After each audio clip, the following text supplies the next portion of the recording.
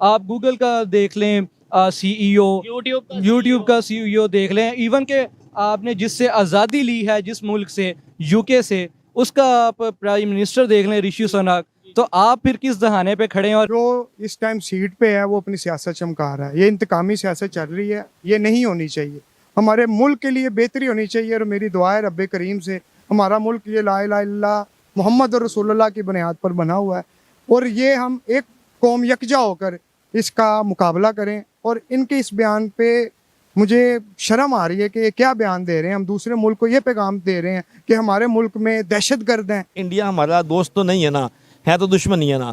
वो हमारी आर्मी को ज़्यादा से ज़्यादा कमज़ोर करना चाहता है और वो हमारी ही जो पार्टीज़ हैं या अदर द एंड जो अंदर लोग बैठे हैं उन्हें यूज़ करके हमें कमज़ोर कर रहा है। तो उस दिन उन्होंने जो ज़्यादा से ज़्यादा कोशिश की गई है हमारी आर्मी को नुकसान पहुँचा कर इंटरनेशनल लेवल पर बदनाम करने की, तो डेफिनेटली मैं समझता हूँ कि इंडिया इन्वॉल्व हो सकता है। क्या आपको लगता है आज भी इंडिया के लोगों की और पाकिस्तान के लोगों की सोच एक है?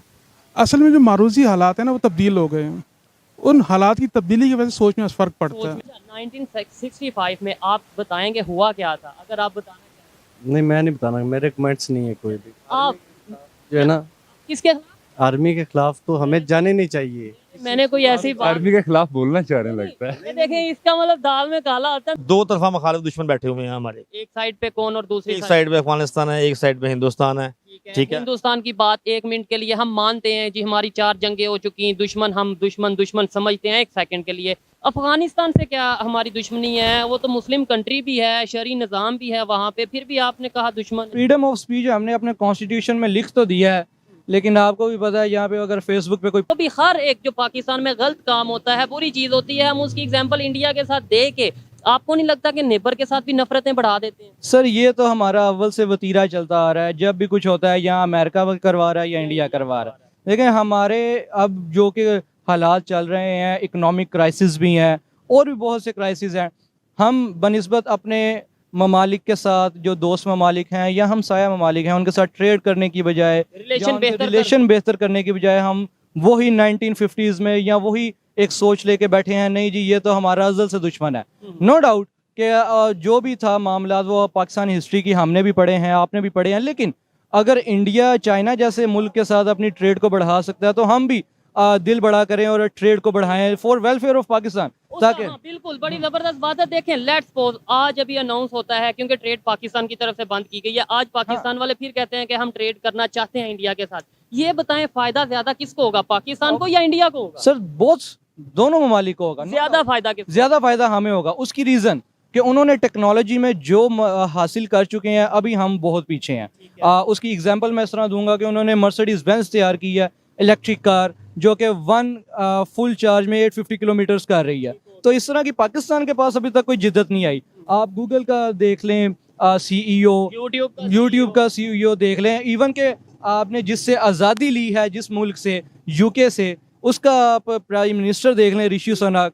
तो आप फिर किस दहाने पे खड़े हैं और किस आज़ादी की बात कर रहे हैं? तो मेरा ख्याल है कि अब हम इन मामला से बाहर आ जाएं और पॉजिटिव अप्रोच रखनी चाहिए। अच्छा, बड़ी जबरदस्त इन्होंने बात की और मैं भी हमेशा यही कहता नजर आता हूँ, ये कहना चाहता हूँ कि देखें आप मुकाबला करें, मैं कहता हूँ कि इंडिया के साथ मुकाबला करें, लेकिन एजुकेशन में, टेक्नोलॉजी में, आईटी में हम ये चीजें, ये वाली एग्जांपल्स क्यों नहीं देते? हम हमेशा यही एग्जांपल्स क्यों देते हैं जी, पानी नहीं आ रहा इंडिया की वजह से, पानी आ रहा है इंडिया की वजह से, लाइट नहीं आ रही, धमाके हो गए। यानी ये एग्जांपल्स में इंडिया क्यों ले आते हैं? टेक्नोलॉजी, आईटी, एजुकेशन, इंफ्रास्ट्रक्चर में क्यों नहीं लाते इंडिया को? मैं ना जो अभी हुसैन भाई ने बात की ना, बड़ी अच्छी खूबसूरत बात की और काफ़ी हद तक ब्रीफ भी कर दिया। मैं सिर्फ यहाँ पे ऐड करूँगा कि ये जो 90s की पॉलिटिक्स ब्लेम गेम वाली है, ये अब ख़त्म होनी चाहिए। अब कुछ इससे बढ़ के थोड़ा आगे आना चाहिए कि भाई अगर कुछ गलत हो रहा है तो गलत को ठीक करने की तरफ आ जाए, ना कि गलत को गलत कह के फिर उसको गलत तरीके से ठीक करने की बात की जाए। ठीक तो वो नहीं होगा, लेकिन मजीद बिगाड़ दूर पैदा हो जाएगा। अपनी गलती किसी के साथ डाल दी जाए। ये ब्लेम गेम वाले फार्मूले अब खत्म होने चाहिए।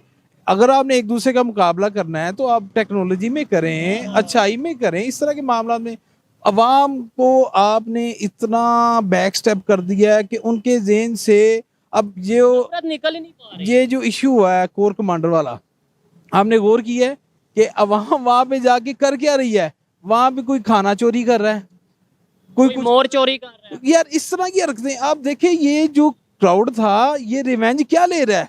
वो अभी भी मेंटेलिटी तौर पे इतने पस्ती में जा चुके हैं कि उनको भूख ही पड़ी है कि मुझे रोटी मिलनी चाहिए यार। तो आप इससे निकलें, क्राइसिस से निकलें, छोड़ें एक दूसरे को खींचना, अब अपनी वाम का सोचिए, वाम पे तरस खाएं। मैं सिर्फ ये कहूंगा, मुझे इसके सर, आपने जो सिर्फ कहा है बड़ा अथेंटिक कहा है, छोटी बात की है लेकिन बड़ी अथेंटिक बात की है। लास्ट में वाइंड अप करते हैं, बेहतरी कैसे आएगी, मेरी क्या जिम्मेदारी है, आपकी यानी वकीला हजरात की क्या जिम्मेदारी है और यूथ की क्या जिम्मेदारी है पाकिस्तान में चेंज लाने के लिए? सर ये चेंज लाने के लिए सिर्फ हम कोलेक्टिवली अगर बात करें तो वो नॉट पॉसिबल। हाँ, इंडिविजुअली बात करें तो फिर पॉसिबल है। Charity begins at home. हमें सबसे पहले खुद को चेंज करना पड़ेगा। ठीक है, अगर हम लॉयर हैं तो हमें कॉन्स्टिट्यूशनल रिफॉर्म्स लानी पड़ेंगी।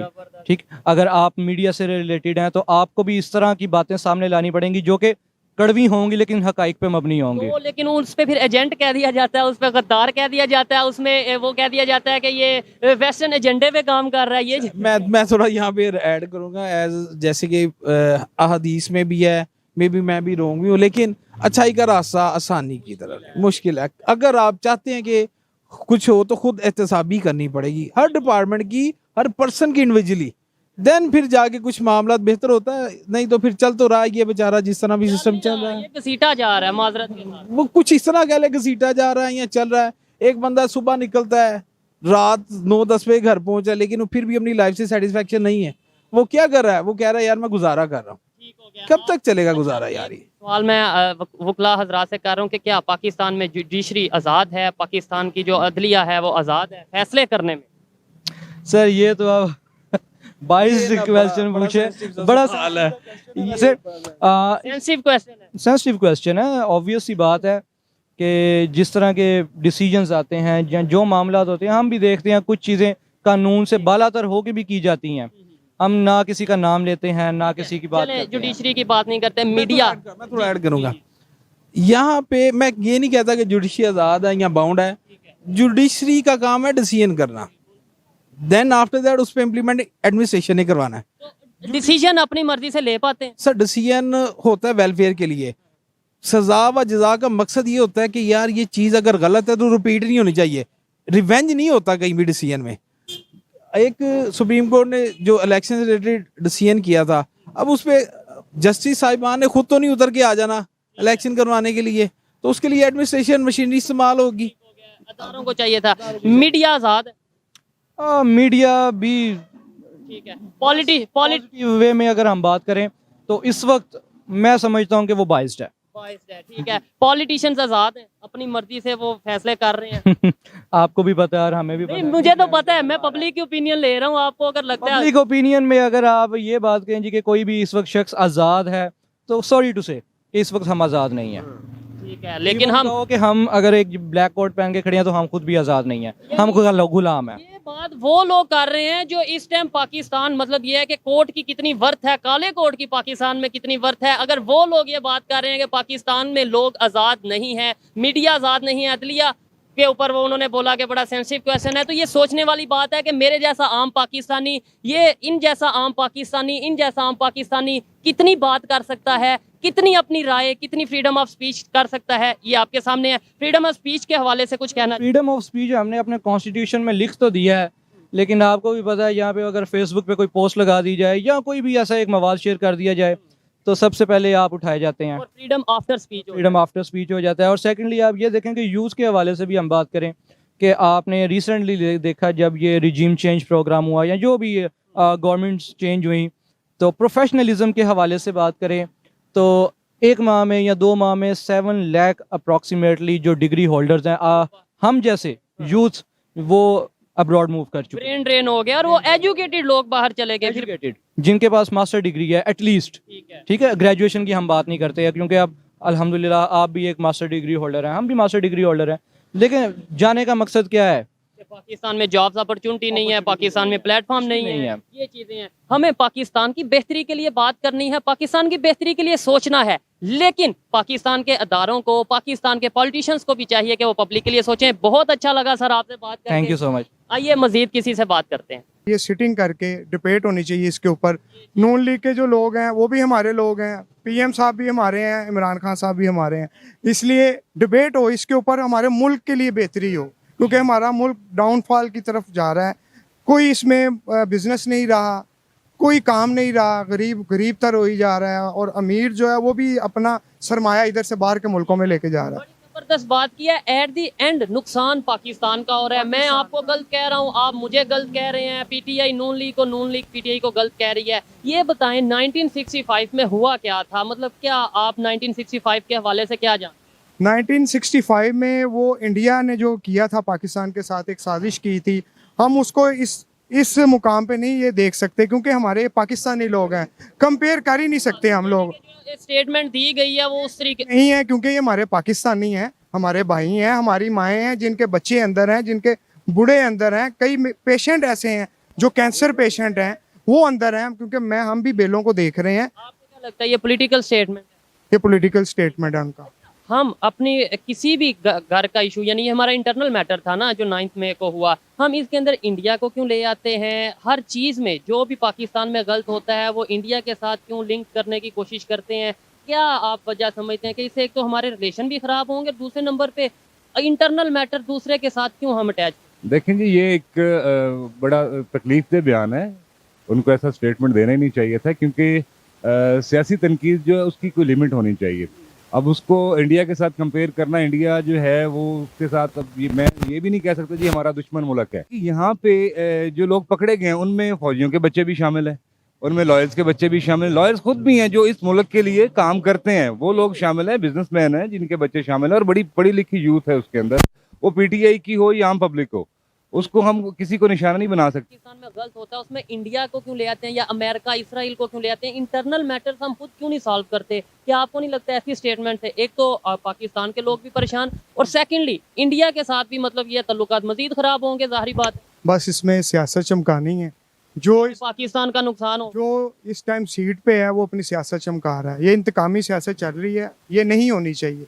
हमारे मुल्क के लिए बेहतरी होनी चाहिए, और मेरी दुआ है रब्बे करीम से, हमारा मुल्क ये ला इलाहा इल्लल्लाह मोहम्मद रसूलुल्लाह की बुनियाद पर बना हुआ है, और ये हम एक कौम यकजा होकर इसका मुकाबला करें। और इनके इस बयान पे मुझे शर्म आ रही है कि ये क्या बयान दे रहे हैं। हम दूसरे मुल्क को ये पैगाम दे रहे हैं कि हमारे मुल्क में दहशतगर्द हैं, इस तरह के नासर हैं जो हमारे मुल्क को तबाह कर रहे हैं। हमें तो पहले ये भी स्टेटमेंट आई थी कि इमरान खान साहब के घर में 40 लोग ऑलमोस्ट मौजूद हैं, दहशतगर्द मौजूद हैं, ये भी आपने शायद सुना। ये सिर्फ इंतकामी सियासत है, हालांकि उसका भी दौर आया है। इनको प्रोटोकॉल में पुलिस वाले लेके जाते रहे हैं, उसको तो गिरेबान से पकड़ा। हालांकि मैं पीटीआई का कोई वर्कर नहीं हूँ, ना मेरी कोई मेंबर, पाकिस्तानी तो हैं। एक मैं पाकिस्तानी होने के नाते ये बात कर रहा हूँ कि ऐसा नहीं होना चाहिए। हमारे मुल्क के लिए बेहतरी होनी चाहिए।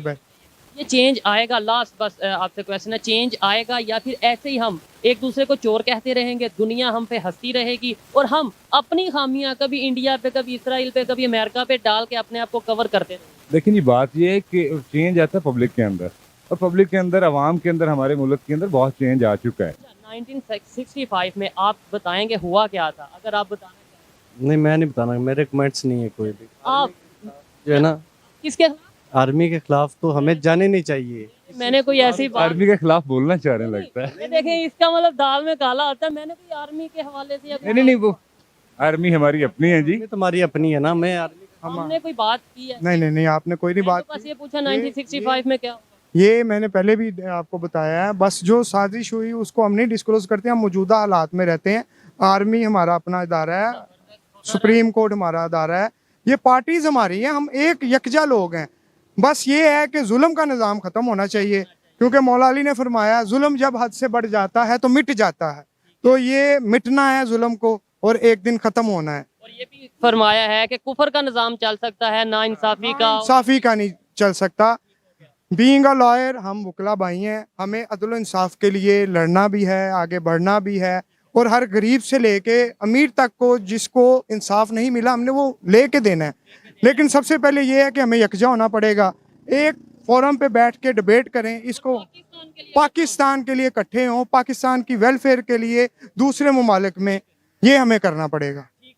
बहुत अच्छा लगा। देखें ऐसी ही बातें, हमें मोहब्बत की बात करनी चाहिए, यूनिटी की बात करनी चाहिए। जब हम नफरतों की बात करेंगे तो इससे इशू हमारे लिए होंगे। जैसे यूरोप की एग्जांपल लें, वहाँ पे जंगें हो चुकी हैं, लेकिन आज वो इकट्ठे होकर बैठे हैं, ट्रेड कर रहे हैं। हम फिर हर बात में 1965, 1971, कारगिल, ये चीज़ें लाएंगे, रिलेशन बेहतर नहीं होंगे। एग्री करते हैं? एग्री मैं करता हूँ। अमन का पैगाम देना चाहिए सबको, और सिर्फ ये सोशल मीडिया की हद तक नहीं, जहाँ भी आपको मौका मिले वहाँ पे बताएं, कोई भी प्लेटफॉर्म हो, अमन का पैगाम दें, मोहब्बत का पैगाम दें अपने मुल्क के लिए, जो कुछ कर सकते हैं वो करें। आइए जी मजीद किसी से बात करते हैं। बहुत शुक्रिया आपके टाइम के लिए जी। शुक्रिया सर। अस्सलाम वालेकुम। जी वालेकुम सलाम। आपका नाम? फैसल मनामा। आपका नाम? अबू बकर। क्या करते हैं आप? मैं सर एडवोकेट हूँ। एडवोकेट हैं, ठीक है। मैं टॉपिक की तरफ बाद में आऊँगा। पहले मेरा एक सिंपल सा सवाल है, अगर पाकिस्तान के एक एजुकेटेड पर्सन से पूछा जाए कि 2-3 लाइंस में बताएं कि पाकिस्तान की इस टाइम कंडीशन क्या है, तो वो क्या एक्सप्लेन करेगा? मैं तो ये कहूँगा बहुत बुरी कंडीशन है, इसको बेहतर से बेहतर होना चाहिए और वो हम मिलकर कर सकते हैं। जब तक हम बाकायदा तौर पर एक शौर के साथ ये नहीं सोचेंगे कि कौन गलत है कौन सही है, हम इस चीज़ पर नहीं आ सकते कि पाकिस्तान में क्या होगा। ठीक हो गया। कौन गलत और कौन सही, इसी के ऊपर हम बात कर रहे हैं। अभी शहबाज शरीफ साहब ने स्टेटमेंट दिया भी आज कि वो काम, वो नुकसान शायद जो 1965 में इंडिया पाकिस्तान को नहीं पहुंचा पाया, वो 9 मई को जो जत्थे थे, जो पीटीआई वर्कर थे, उन्होंने पहुंचाया। क्या कहना चाहेंगे इसके ऊपर? देखिए जी, उस दिन 9 मई को जो भी हुआ है और जो कोर कमांडर हाउस पे और GHQ पे अटैक हुए हैं जनाब, उसकी तो हम मजम्मत करते हैं। वो बिल्कुल, वो हर पाकिस्तानी मजम्मत तो एक दुश्मन अनासर की तरफ से जो भी किया गया पाकिस्तान को, इसका ये भी हो सकता है कि शायद सियासी पार्टियों में इख्तलाफ डालने के लिए या किसी को बदनाम करने के लिए कोई साजिश भी हो सकती है, बिलोने मुल्क की हो सकती है, कोई दुश्मन अनासर की भी हो सकती है।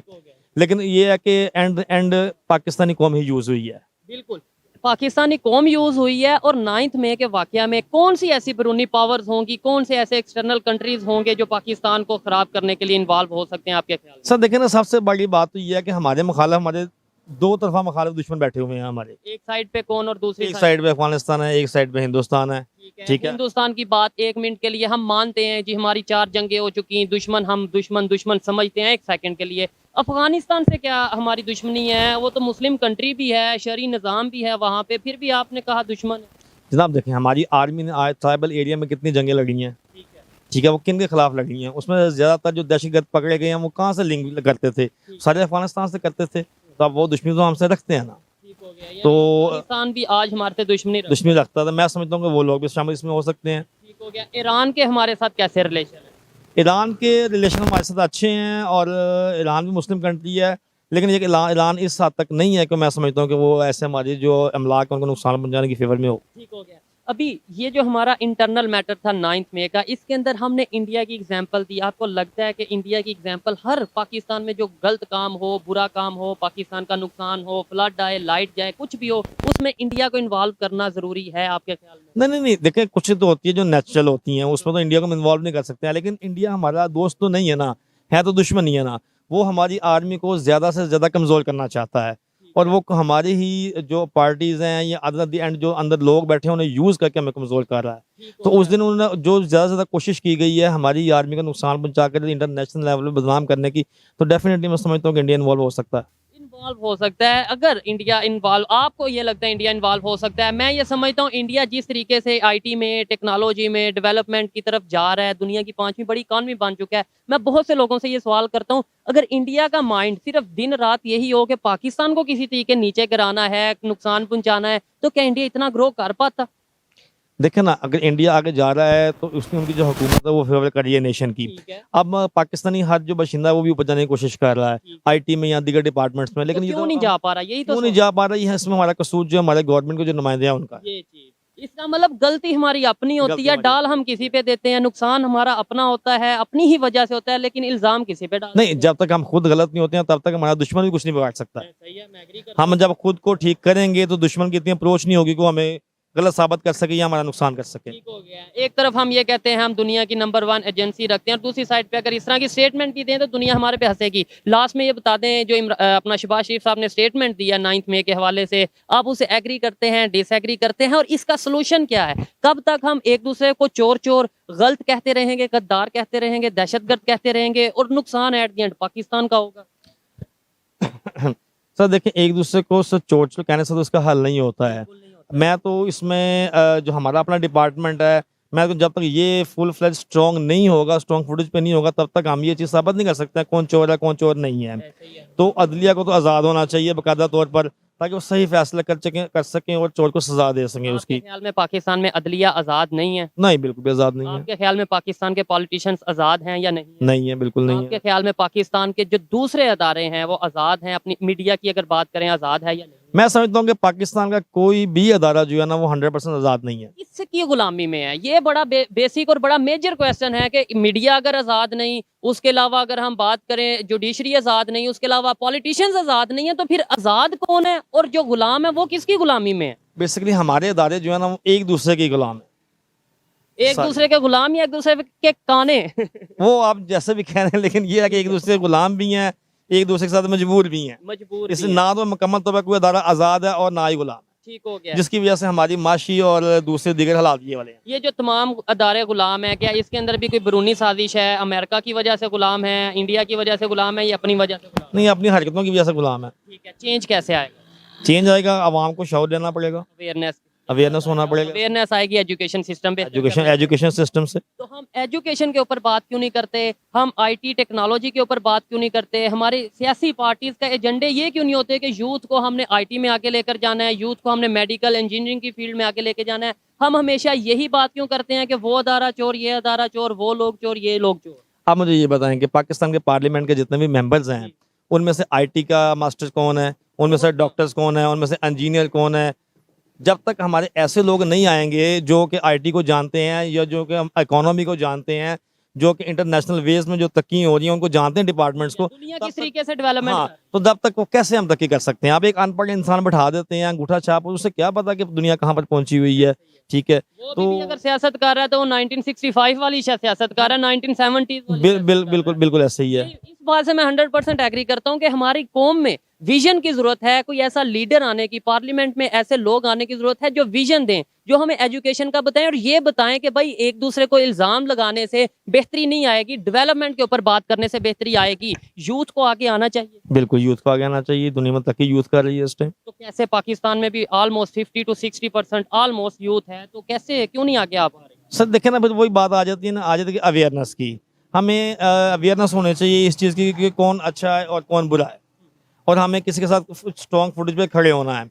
किसी के साथ यूज़ हो जाना, किसी की गुलामी में आ जाना, किसी के इश्क में आ जाना, जब तक हम इस चीज़ों से नहीं निकलेंगे, राइट और रॉन्ग का हम ख्याल नहीं करेंगे, तब तक हम नहीं आगे आ सकते हैं। हमें बार बार इंडिया की एग्जांपल दी जाती है हर गलत काम में, मतलब ये कहा जाता है 1965 में जो हुआ ये गलत था, वो गलत था, ये चीज़ें थी। ठीक है, इंडिया का ये क्यों नहीं बताया जाता कि वो टेक्नोलॉजी में बहुत आगे है? इंडिया का ये क्यों नहीं बताया जाता कि वो एजुकेशन सिस्टम में बहुत ग्रो कर रहा है, इकॉनमी बहुत ग्रो है, उसके इंटरनेशनल रिलेशंस बहुत बेहतर हैं? ये चीज़ें क्यों नहीं बताई जाती? जनाब ये तो अब आपकी ड्यूटी है, तो मीडिया की ड्यूटी है कि ये जो बातें हैं आवाम तक पहुँचाएं, ताकि आवाम को पता लगे, इस चीज़ से वो शऊर मिले उन्हें। अब हमारे जो लीडर हैं वो इस चीज़ को आगे लाते नहीं हैं, वो अपने ही डिपार्टमेंट को गंदा करने पर लगे हुए हैं, जिसकी वजह से एक नफरत जो है ना वो हमारे ही स्ट्रॉन्ग अदारों के खिलाफ फैल रही है।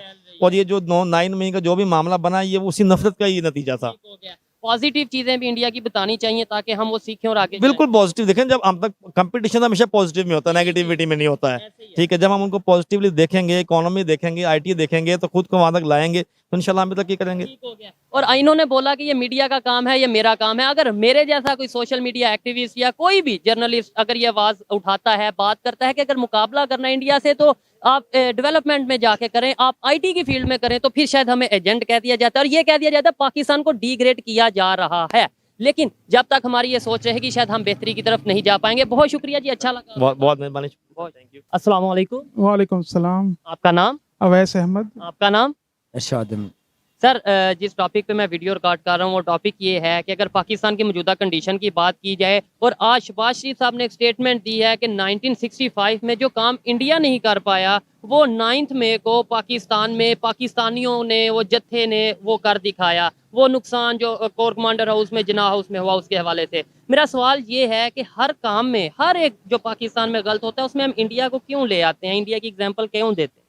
तो इसकी बुनियादी वजह यह है कि जो बांग्लादेश, इंडिया, पाकिस्तान, ये बुनियादी तौर पे एक ही मुल्क हैं।